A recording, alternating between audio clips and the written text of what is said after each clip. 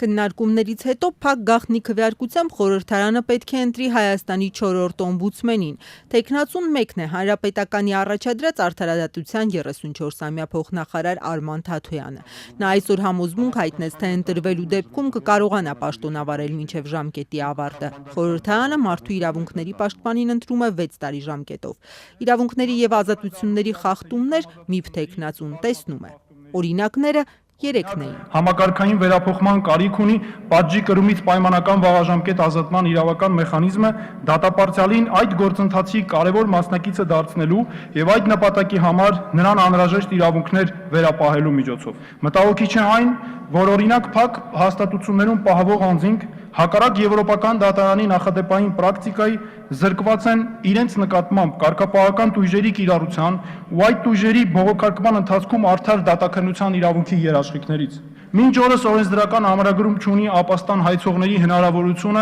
ստանալու անվճար իրավաբանական օգնություն, չնայած միջազգային չափանիշներին։ Հայաստանում կան քաղբանտարկյալներ, հարցի վերաբերյալ Թաթոյանի կարծիքը մի քանի պատգամավոր փորձեց ճշտել։ Թեկնածուն ասաց, կարծիք հայտնելու համար պետք է ծանոթանա կոնկրետ դեպքերին, բայց Խաչատուր Քոքոբելյանի հարցին առավել հստակ պատասխանեց։ Ձեզ արդյոք հայտնի են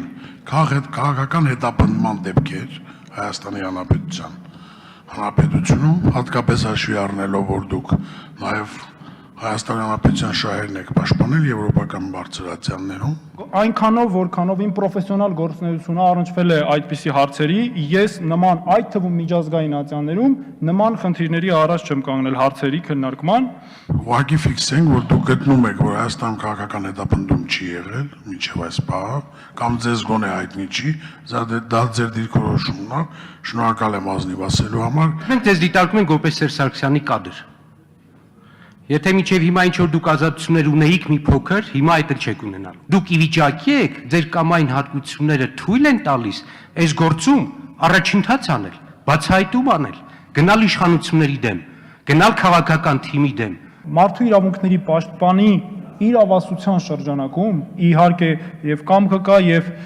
օրենսդրությամբ նախատեսված խնդիրները լուծելու համար նաեւ պետք է բնականաբար բոլոր միջոցները ձեռնարկվեն։ Հարցու պատասխանին հետևեցին պատգամավորների ելույթները։ Հիմա անցնեմ արդեն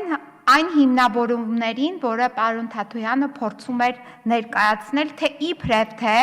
նա կապ չունի մարդու իրավունքների եվրոպական դատարանի կողմից նամակագրություններին եւ կոմունիկացիաներին։ Ուրեմն պարոն Թաթոյանը շուրջ 2 տարի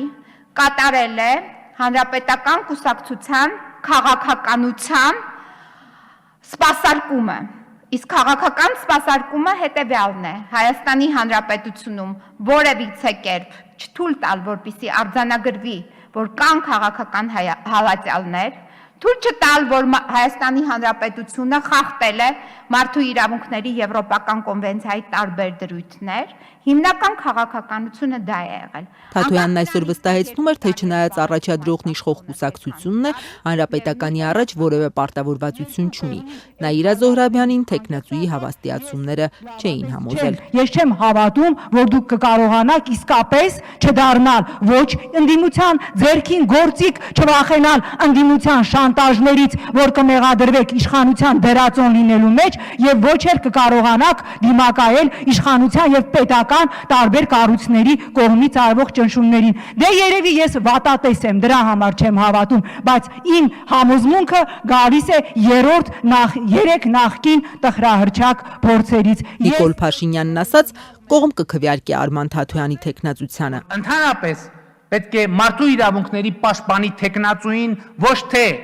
կանխավարկածային անվստահությամբ վերաբերվել, այլ փորձել այնուամենայնիվ կիրառել կանխավարկածային վստահության ճանապարհը։ Եթե դրա համար, եթե դա հերքող, դա բացառող շատ ակնհայտ պատճառներ չկա։ Առաջադրված թեկնածուի դեպքում ես նման պատճառներ չեմ տեսնում։ Թաթոյանի թեկնածությանը կողմ Բարգավաճ Հայաստանից Վահան Բաբայանի կարծիքով գործընկերները շատ բան են պահանջում Թաթոյանից։ Այն, որ այսօր մենք միքս ենք անում այստեղ, ուզում ենք միքս ստեղծենք արդարադատության նախարարի ազգային անվտանգության ծառայության տնօրենի, ոստիկանապետի, չգիտեմ, հարկայինի պետի եւ ինչ որ հոգեվոր առաջնորդի միքս, որը այդ միքսը դառնա մարդու իրավունքների պաշտպանը, ես համամիտ չեմ։ Ես կարծում եմ պետք է տալ հնարավորություն եւ ես կարծում եմ ձեր մասնագիտական կարողություններով դուք կարողանաք իրականացնել ձեր վրա դրված պարտականությունները։ Օմբուդսմեն դառնալու համար Արման Թաթոյանին անհրաժեշտ կլինի առնվազն 79 պատգամավորի ձայն։ Քվեարկությունն ամենայն հավանականությամբ տեղի կունենա վաղը։